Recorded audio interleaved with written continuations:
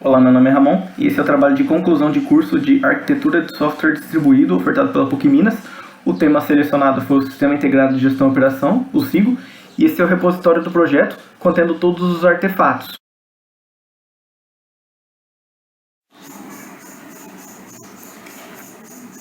No diagrama de componentes, é possível notar um navegador, no qual o usuário estará acessando o sistema. O navegador ele acessa o componente front-end, o qual ocorre o acesso a partir de um Application Load Balancer. O front-end é escrito em Vue.js, Quasar e usa Material Design.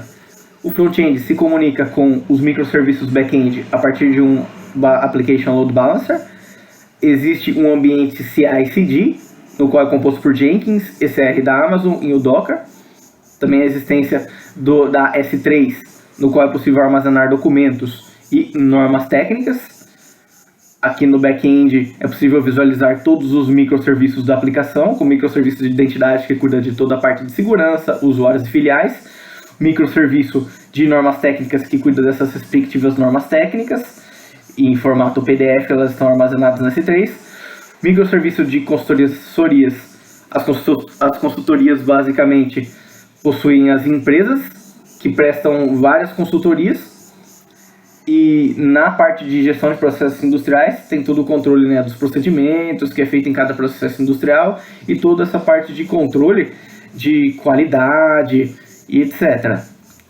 É possível notar também que cada uma das partes aqui do microserviço, ela possui sua base de dados apartada.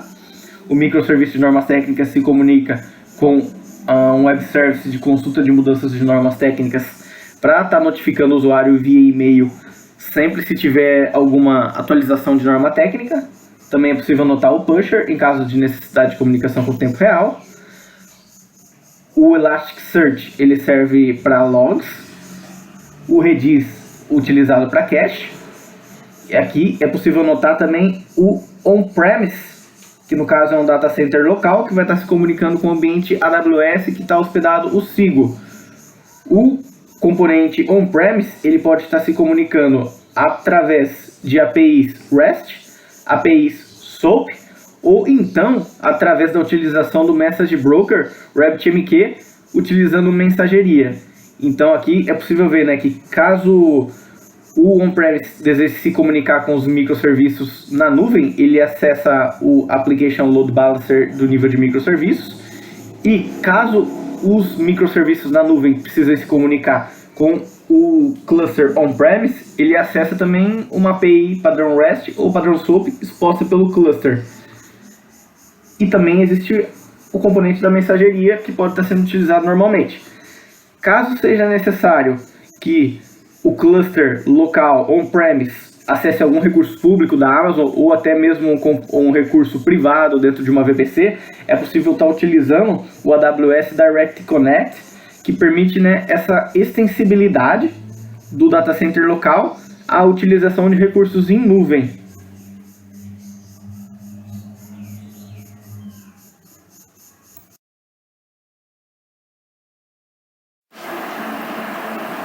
Na parte técnica do trabalho, é possível verificar aqui o front-end da aplicação, escrito em Vue.js e Quasar, aqui com o componente de páginas, todo o roteamento, as configurações de boot da aplicação, e também aqui é possível verificar no Spring Boot, né, todos os microserviços do Spring Boot, aqui acessíveis, e aqui toda a estrutura, né, do projeto, basicamente, e todos os microserviços escritos em Java.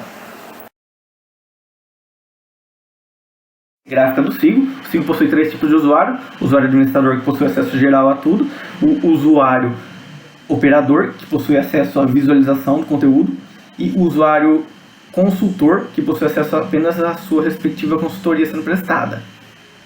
Vamos dar agora acesso ao usuário administrador. Aqui é possível notar um painel com dados de gráficos, tudo que pode ser utilizado em inteligência de negócios. Aqui na aba de usuários é possível ver cada usuário, que cada usuário possui sua permissão e possui filiais de acesso. Então, um usuário ele pode estar limitado a respectivas filiais. Aqui, por exemplo, também tem um usuário que ele possui acesso a apenas uma consultoria. Por exemplo, esse usuário consultor, ele possui acesso apenas à consultoria de TI sendo prestada no momento. Aqui também possuímos as filiais para estar sendo feito o gerenciamento das mesmas.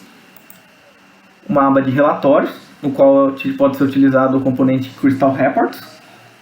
E aqui todos os processos industriais da empresa, basicamente. Aqui você pode filtrar por filial, por status do processo e por data, ou até mesmo adicionar um novo processo. Aqui nos processos você pode estar mudando o status dele, por exemplo, não iniciado ou até mesmo finalizado. E aqui você pode estar adicionando novas ocorrências, estar gerenciando o processo em si mesmo, que vai estar demonstrando todos os procedimentos realizados aqui na produção de algodão. E basicamente isso também vai estar fazendo acesso com um sistema legado de logística para estar demonstrando insumos, entrega e etc. Aqui possui todas as ocorrências em cima de cada processo industrial. Aqui estão presentes todas as normas técnicas, no qual é possível fazer o download das mesmas. E aqui está acessando o PDF delas. Aqui todas as empresas de consultoria, por exemplo, aqui a TI Consultorias. E a TI Consultorias está prestando uma consultoria atualmente de TI, dado uma inconformidade com os padrões. Se for aqui abrir no gerenciamento dessa consultoria, você vai notar aqui os dados dela, o motivo, os anexos que eu, como usuário administrador, enviei para o consultor, e os anexos que o usuário consultor retornou para mim, por exemplo, aqui o resultado da consultoria. Se a gente está fazendo o acesso no login desse usuário consultor, aqui a gente vai estar reparando basicamente que ele possui um acesso limitado, apenas aquela consultoria que foi liberada, os anexos que ele recebeu, e aqui ele só pode estar fazendo o envio dos anexos. Ele possui apenas acesso a uma consultoria. Também agora vamos estar fazendo acesso a um usuário operador. Aqui informando meu login e senha. E aqui vocês vão notar que basicamente ele possui apenas acesso, se for ver, as informações são limitadas. Se for ver, existem gráficos aqui que foram escondidos, dado o perfil do usuário. Aqui no caso, como eu tinha demonstrado antes, meu usuário só tem acesso à filial de São Paulo. Aqui os processos também só tem acesso às filiais de São Paulo. E aqui eu só possuo acesso à leitura. Não possuo acesso a nada de escrita em cima do sistema. Se for ver aqui consultorias também, não consigo realizar operações escritas, só leitura. E isso também é possível eu adicionar mais permissões para o meu usuário. Caso eu entre no administrador, vou estar liberando para o meu usuário acesso à matriz. Aqui basicamente acessando o meu usuário e adicionando uma filial da matriz do mesmo. Agora vocês vão ver que se eu entrar novamente, a partir do meu usuário, vai estar liberado o acesso da matriz.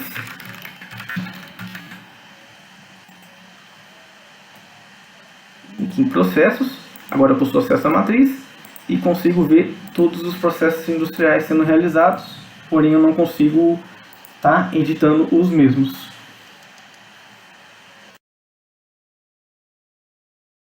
Agora vamos estar mostrando o requisito não funcional de segurança, entrando com o usuário consultor. Aqui, a partir desse usuário consultor, vou estar tentando fazer acesso à página de listagem de usuários. Você vai ver um acesso negado.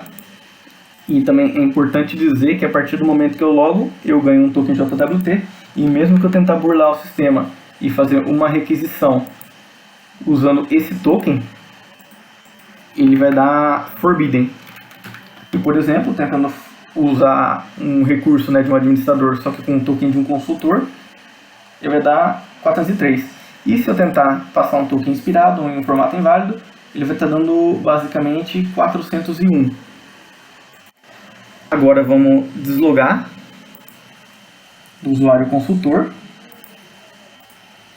e vamos tentar fazer acesso a uma página do consultor mesmo assim, para ver se eu não consigo acessar uma página privada. E olha, ele não deixa eu acessar uma página privada se eu não tiver autenticado. Isso até demonstrando em uma outra aba. Ele não permite ele redirecionar para login. Ainda sobre o requisito não funcional de segurança, é possível notar, como foi mostrado anteriormente, que meu usuário ele possui apenas acesso a algumas filiais. dado a sua permissão, e o usuário administrador ele pode estar fazendo toda a gestão de permissões e de filiais.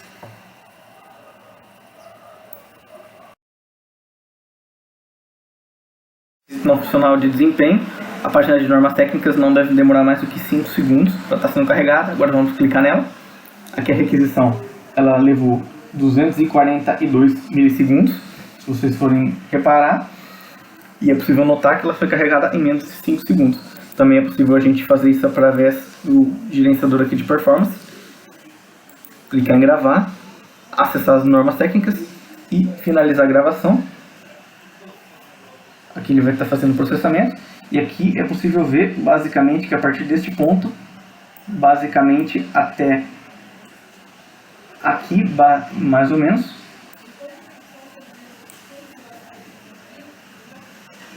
nesse exato ponto, é possível ver que basicamente todo acesso, renderização, chamada de API, ele foi feito rapidamente.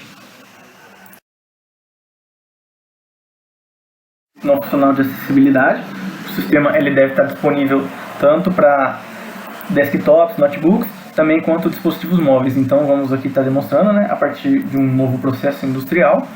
A gente vai estar movimentando essa tela, por exemplo, para um Moto G4, ele se adapta, um Pixel 2, ele também se adapta normalmente, então ele se adapta a dispositivos móveis tranquilamente, e também é possível notar que ele consegue fazer o acesso a partir de outros navegadores, como por exemplo aqui o Microsoft Edge. Ele consegue estar utilizando o sistema normalmente.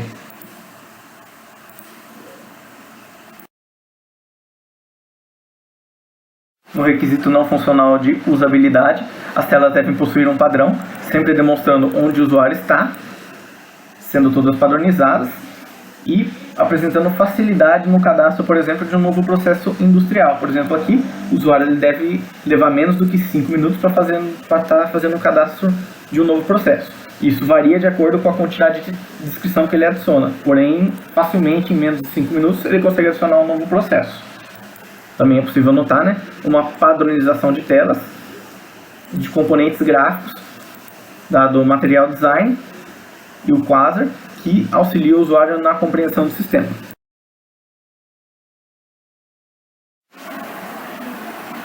Agora será demonstrado o requisito não funcional de interoperabilidade.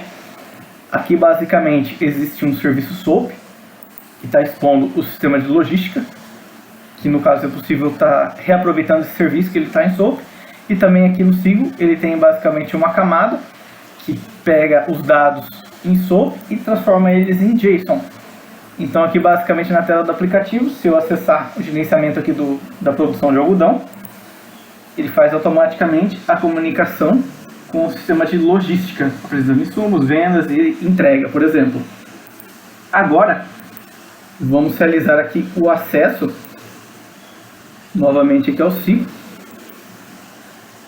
e aqui a gente vai estar adicionando um novo processo industrial para mostrar a comunicação entre o SIGO, o módulo de processos industriais, e o sistema legado, o módulo de processos industriais. A comunicação vai ocorrer via mensageria. O anterior que foi demonstrado ocorre via SOAP e REST. Aqui na mensageria vamos acessar o RabbitMQ, vamos notar aqui que a fila está vazia. Então, ao adicionar um novo processo, por exemplo, teste SIGO, colocar a data para hoje, 7/3/2021, e aqui teste SIGO, por exemplo. Adicionar um cadastro. Aqui, se vocês forem ver, automaticamente ele inseriu um novo processo industrial.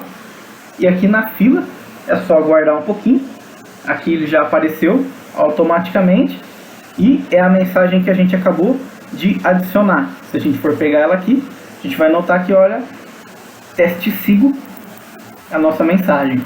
Então, basicamente, do SIGO para o componente legado de gestão de processos industriais, ele funciona normalmente a comunicação. Agora vamos fazer do sistema legado para o SIGO, que é o caminho inverso, que ele vai precisar aparecer aqui.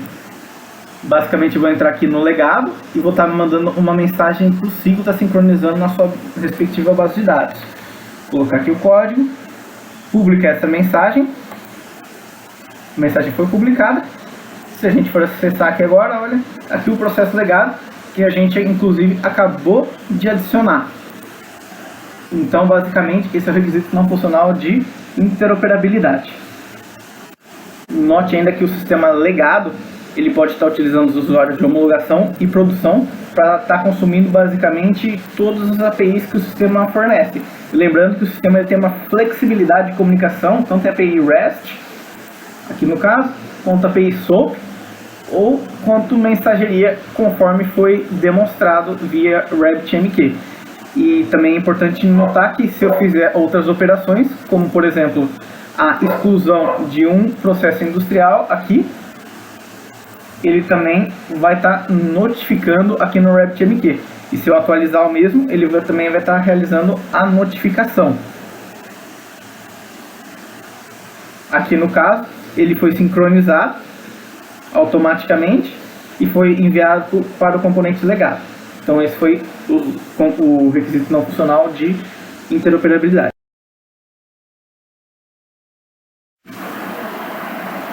Por fim, vamos demonstrar agora o requisito não funcional de disponibilidade. Aqui, você pode ver que a consultoria está sendo acessada normalmente. Aqui a gente vai entrar no painel de gerenciamento do Kubernetes, basicamente o Kubernetes Dashboard. Aqui tem nossos deployments. E aqui você pode notar que existe 2 pods relacionados a consultorias.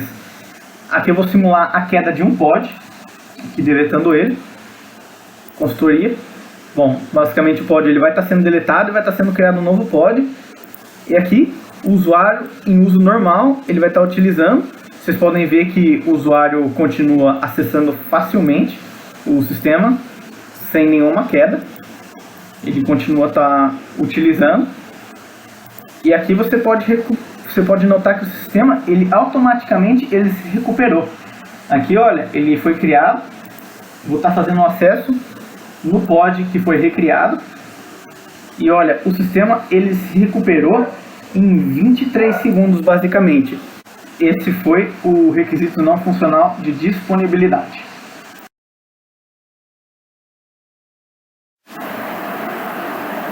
Esse foi o protótipo do sistema Sigo e todo o seu projeto arquitetural. Qualquer dúvida, fico à disposição.